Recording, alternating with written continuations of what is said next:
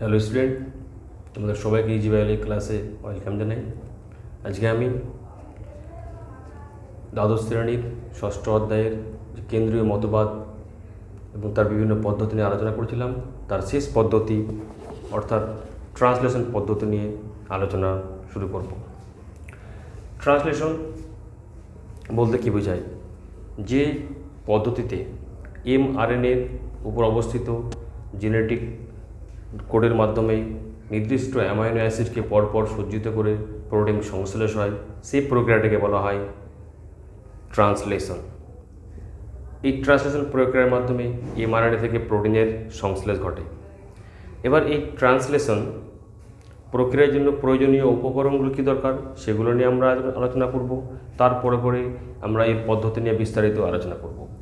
তো এই ট্রান্সলেশন পদ্ধতির জন্য যে উপকরণগুলো দরকার হয় তার মধ্যে অন্যতম হলো mRNA, 2 নম্বর রাইবোজোম, 3 নম্বর অ্যামাইনো অ্যাসিড, 4 নম্বর tRNA, 5 নম্বর বিভিন্ন প্রকার উৎসেচক থাকে।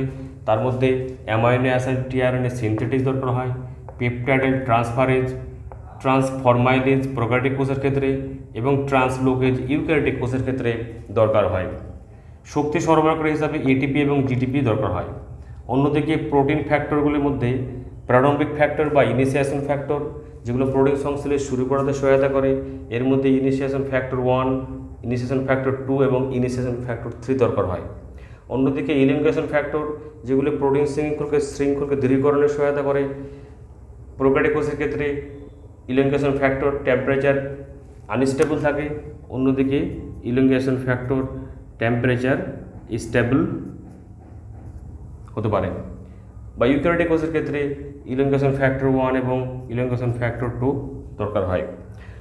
লাস্ট টার্মিনেশন বা সমাপ্তি ফ্যাক্টর প্রোটিন সংশ্লেষকে সমাপ্তি করে, যাতে বলা হয় রিলিজিং ফ্যাক্টর বলা হয় RE1, রিলিজিং ফ্যাক্টর 1 এবং রিলিজিং ফ্যাক্টর 2।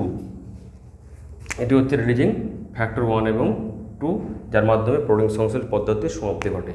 এভাবে এই উপকরণগুলি আমাদের এই প্রক্রিয়ার জন্য দরকার হয়। এবার আমরা ট্রান্সলেশন পদ্ধতির নিয়ে আলোচনা করব। এবার ট্রান্সলেশন পদ্ধতিটিকে মূল 3 ভাগে ভাগ করা হয়েছে।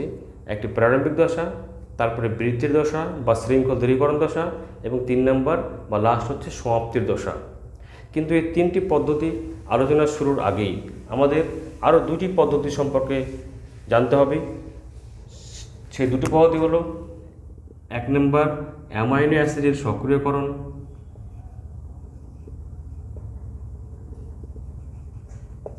অ্যামাইনো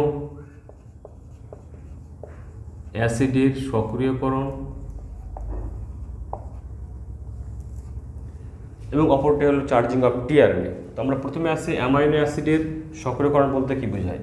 অ্যামাইনো অ্যাসিড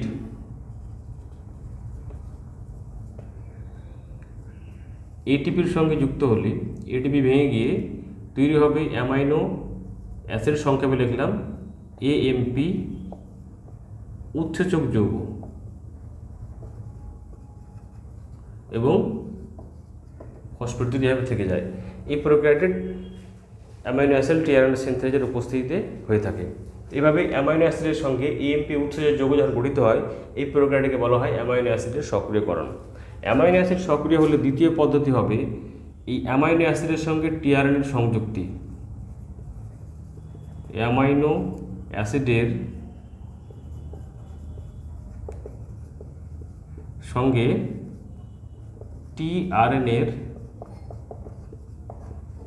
সংযুক্তি, এটিকে tRNA চার্জ করা বলা হয় বা চার্জিং অফ tRNA বলে। tRNA চার্জিংও বলা হয়।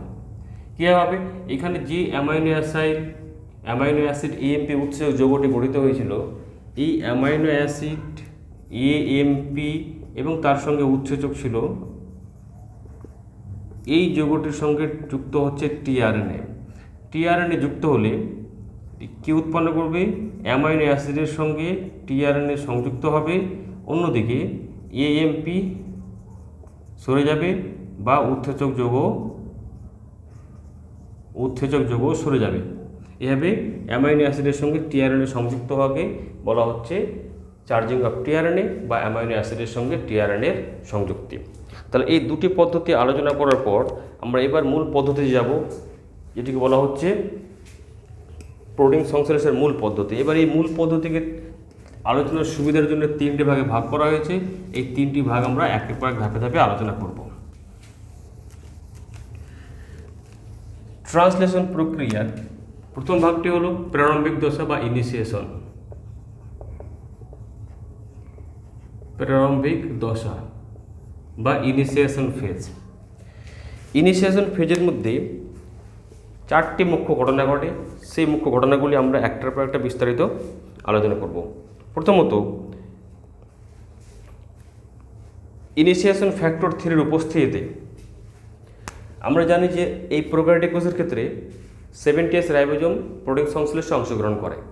70S রাইবোজোমের দুটি একক থাকে, একটি হলো 50S এবং একটি হলো 30S। এভাবে 30S এবং 50S একক দুটি সংযুক্ত থাকে। প্রথম প্রারম্ভিক দশার মধ্যে প্রথম পয়েন্ট হচ্ছে যে IF3 যে ইনিশিয়েশন ফ্যাক্টর দরকার হয়েছিল, এখানে এই IF3 উপস্থিতিতে রাইবোজোমের দুটি একক বিচ্ছিন্ন হয়ে যাবে। বিচ্ছিন্ন হয়ে গিয়ে 30 এবং 50S রাইবোজোম দুটি একক আলাদা হবে এবং IF3টি 30S এককের সঙ্গে যুক্ত অবস্থায় থাকবে। এটি হলো প্রারম্ভিক দশার প্রথম বৈশিষ্ট্য বা প্রথম কাজ। এভাবে IF3 উপস্থিতিতে রাইবোজোমের দুটি একক সেপারেট হওয়ার পর 2 নম্বর ঘটনা হচ্ছে IF1 এর উপস্থিতিতে mRNA। এবার এখানে mRNA আছে।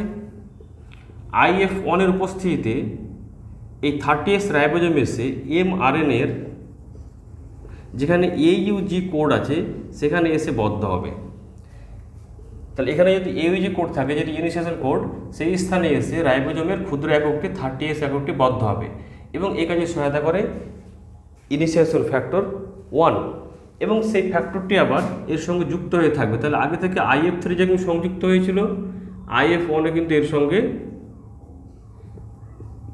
IF3 IF1 এরা একসঙ্গে সংযুক্ত হয়ে থাকলো।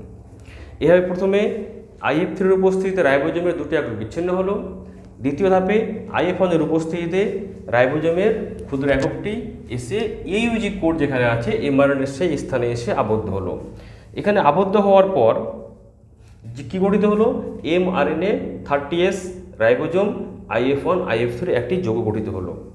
এবার এখানে যৌগটি গঠিত হওয়ার পরে কি হচ্ছে? এবার তৃতীয় ধাপে রাইবোজোমের বৃহৎ যে একক অর্থাৎ 50S রাইবোজোম, সেই 50S রাইবোজোমটি আসবে এসে এই 30S রাইবোজোমের সঙ্গে যুক্ত হবে। এই কাজে সহায়তা করে IF2 এবং GTP। IF2 এবং GTPর উপস্থিতিতে এটা সম্পূর্ণ হবে। এবার যখনই 50S রাইবোজোম এখানে যুক্ত হবে, যুক্ত হলে IF2 বা GTP যেরকম হেল্প করেছিল, এদিকে IF3 বা IF1 আগের ধাপগুলোতে হেল্প করেছিল, এটা সবাই সেখান থেকে সরে যাবে। তার মানে এই 50S রাইবোজোম এখানে সংযুক্ত হওয়া পর্যন্ত হেল্প করার পরে এবার এরা একের পর এক সরে যাবে। এবার এখানে একটি মুখ্য ঘটনা ঘটে যে এখানে AUG কোড যেখানে আছে, সেই AUG কোড অনুযায়ী tRNA তার জন্য অ্যামাইনো অ্যাসিডকে সংগ্রহ করবে এবং সেই মিথিওনিন অ্যামাইনো অ্যাসিডকে ফর্মুলেশন ঘটিয়ে সেই মিথাইল ফর্মালেজ অ্যামাইনো অ্যাসিডকে এই স্থানে এসে এখানে সাইটে আবদ্ধ করবে। এখানে একটা মনে রাখতে হবে যে রাইবোজোমের দুটি সাইট থাকে, একটা P সাইট একটা সাইট। সাইটে অ্যামাইনো অ্যাসিডগুলো এসে জমা হয়, পরে P সাইটে শৃঙ্খল দৃঢ়ীকরণ ঘটে, যখন পলিপেপটাইড শৃঙ্খল P সাইটে জমা হবে। তাহলে AUG কোড অনুযায়ী যে ফরমাইল মেট বা ফরমাইল মিথিওনিন অ্যামাইনো অ্যাসিডটি tRNA নিয়ে এসে সাইটে এসে অবস্থান করাচ্ছে। যখনই অবস্থান করবে এখানে এই পদ্ধতিটি শুরু হলো বা প্রারম্ভিক হয়ে গেল। তাহলে এই প্রারম্ভিক দশার মধ্যে আমরা মেন চারটি ভাগ করতে পারি।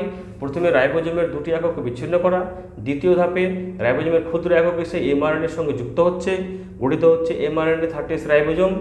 তৃতীয় ধাপে এসে কি হচ্ছে? 50S রাইবোজোম এসে যুক্ত হচ্ছে ক্ষুদ্র রাইবোজোমের সঙ্গে এবং এখানে যে AUG কোড আছে সেই কোড অনুযায়ী মিথিওনিন অ্যামাইনো অ্যাসিডকে tRNA শনাক্তকরণ এসে ফরমাইল মিথিওনিনকে এখানে এই স্থানে এসে আবদ্ধ করছে।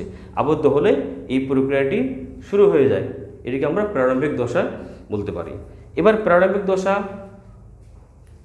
শেষ হলে শুরু হচ্ছে ইলংগেশন ফ্যাক্টর বা দ্বিতীয় দশা, এটাকে বলা হচ্ছে বৃদ্ধির দশা। বৃদ্ধির দশা। এবার এই বৃদ্ধির দশায় বা ইলংগেশন ফেজে কী ঘটনা ঘটে, এখানে যখন এখানে ইনিশিয়েশন বা শুরু হয়ে গেল প্রোটিন সংশ্লেষ, এবার রাইবোজোম সামনের দিকে এগিয়ে যাবে। রাইবোজোম সামনের দিকে এগিয়ে গেলে এখানে ইউজি কোড বাইরে বেরিয়ে যাবে, অন্যদিকে নতুন কোডটি কিন্তু সামনে যে ওটি ধরে নিচ্ছে আমরা এখানে অন্য কোনো কোড ইউসি বা জিইউজি এভাবে কোডগুলো পরপর আছে, অন্য একটি কোড এখানে প্রবেশ করবে। তাহলে যখন রাইবোজোম সামনের দিকে এগিয়ে যাবে, আমরা দ্বিতীয় ধাপে দেখাবো আমরা এখানে দ্বিতীয় ডায়াগ্রামে যে রাইবোজোম সামনের দিকে এগিয়ে গেলে এই স্থানের অ্যামাইনো অ্যাসিডটি পি স্থানে চলে আসবে। তাহলে আমরা এখানে ডায়াগ্রামে দেখাই এখানে। এবার এই যে ইনিশিয়েশন ফ্যাক্টরগুলো যেহেতু আর দরকার হচ্ছে না, সেগুলো আমরা ছবিদের মতো আর দেখাচ্ছি না। তাহলে এই স্থানে যে অ্যামাইনো অ্যাসিড ছিল ফরমাইলমেট, এই ফরমাইলমেট পি স্থানে চলে আসলো। এবার এই ইউজি কোডটি বাইরে বেরিয়ে গেল, নতুন কোনো কোড আমরা ধরলাম ইউ বা অন্য কোনো কোড, আমরা যে কোনো একটা উদাহরণ হিসেবে ধরে নিতে পারি, কোডটি এখানে প্রবেশ করলো। যখন এখানে নতুন কোড প্রবেশ করবে, এই স্থানটি ফাঁকা আছে, তাহলে এই কোড অনুযায়ী টিআরএনএ এবার সাইটোপ্লাজম থেকে এই নির্দিষ্ট কোডের অ্যামাইনো অ্যাসিড সংগ্রহ করবে এবং নিয়ে এসে এই স্থানে আবদ্ধ করবে।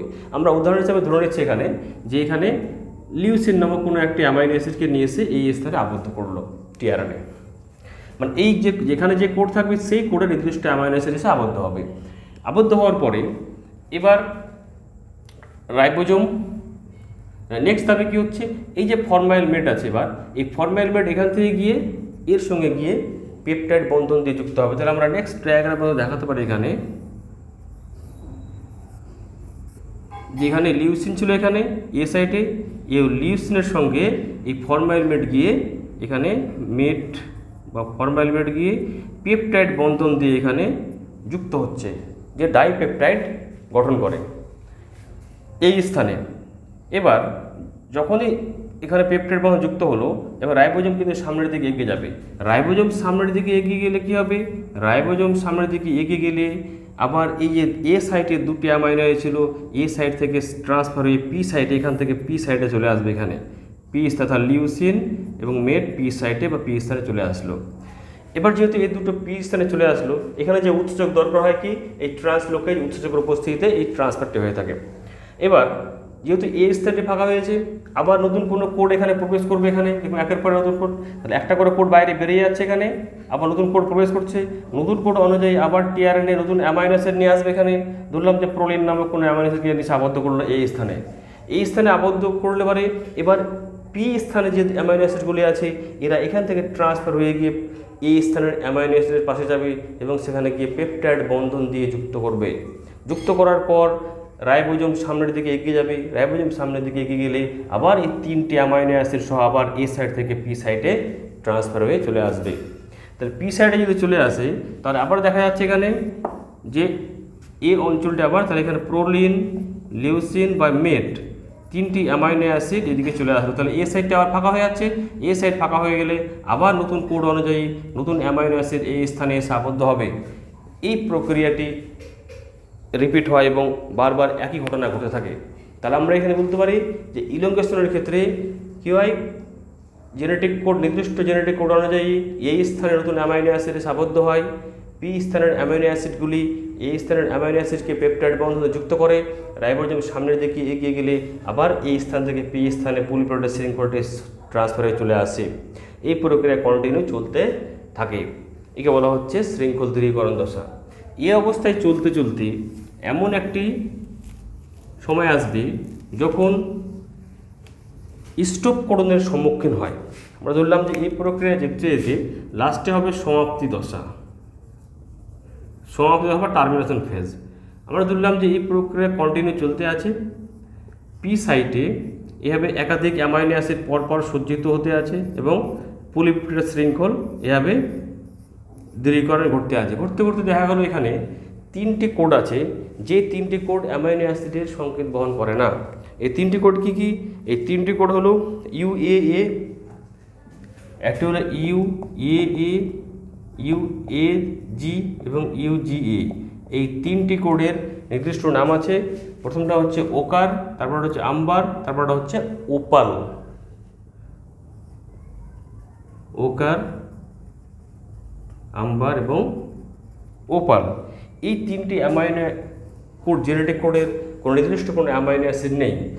এই তিনটি জেনেটিক কোডের মধ্যে যে কোনো একটি জেনেটিক কোড সাপোজ এর যখন সম্মুখীন হবে, প্রোটিন সংশ্লেষ কন্টিনিউ চলছে, চেন দৃঢ়ীকরণ করতে করতে যখনই এই তিনটির মধ্যে যে কোনো একটি জেনেটিক কোডের সম্মুখীন হবে, যেহেতু এই তিনটি কোডের নির্দিষ্ট কোনো অ্যামাইনো অ্যাসিড নেই, তখন সেখানেই এসে এই প্রোটিন সংশ্লেষ পদ্ধতিটির সমাপ্তি ঘটবে। এই প্রক্রিয়ায় সহায়তা করে রিডিউসিং ফ্যাক্টর 1 এবং রিডিউসিং ফ্যাক্টর 2।